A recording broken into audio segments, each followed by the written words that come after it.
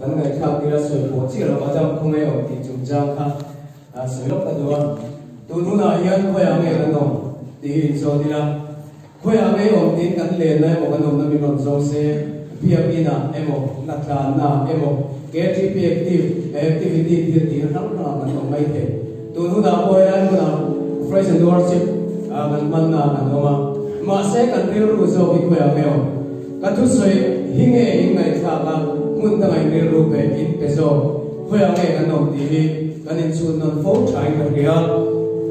tu na hian khoya nge kan no ke ma ni kan in zo mai he mu na hian mai mom ri te sam se tharau thiang min hi ano theng tu lo mai the o ke ma ni po hi kan ong tu lo he program kan pang tu lo he mu na hian kan ong tu lo ba ke ma ni kan ri ru kan then thiang min lo chuan em wa mai tharau thiang min po kan ri kan theng lo ba ti kha kan ri ru ta sera he mo vel kan ong na hian mi chi thang thangin thil chi thang thang kan chuang then khatin anin le lo ro pui tak tak te an hau sak na te an bung ro le ro pui tak tak te an me na te chuang ma se chuda chuan khoi nge chuan tu ti kan ngai tu fo thai kan ria in er da sa thiam na chi thang thang ka ra suala kan tu le thina kan mi chang te le peng kan ria te bawin suala kan tu fo thwe chu ti ang ni chu thalai sing a hian tam tak kan noma chu ti huna chuan kan ta la li suwa to na cross hi kan suana thulam pana ke kan pen sel chu apoi mo le in ria khove ke be ta khove in khen be huna po la li suwa cross kan chela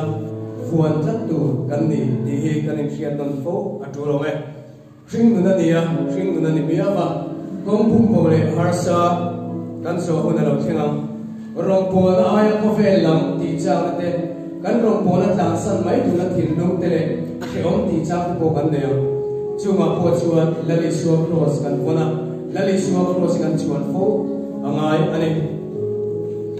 pathian khoi tla kan oma tlan sa te nakina alo huna ke ni po lo ra kan ve thina mangai na tak tak le na ama choi mo na tu thin lo puin le le van thin song song te ai lali suwa cross kan chuan na le ke ma ni a thara thiyo in dik tak alo chen thina le le van thin song te ai kalan pa cross ka chuang i thei tuin kan ri lo in bo sai mu